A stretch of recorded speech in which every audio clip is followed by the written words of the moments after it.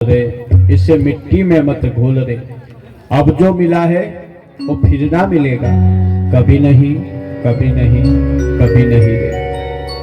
84 लाख योनिने पार करीने तमे आ मनुष्य देह सुधी आया અને મનુષ્ય દેહ પછી આયા પછી શું કર્યું? તો કે મેં મારું કર્યું, તારું કર્યું અને મારા તારામાંથી ઊંચો આવ્યો નહીં. પ્રભુનું ભજન ના કર્યું. અંત સમય આવ્યો, ઘડપણ આવ્યું.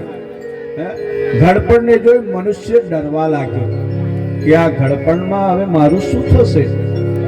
અને એને એનો ભૂતકાળ યાદ આવે છે કે આખી જિંદગી મેં કેવા કર્મો કર્યા છે.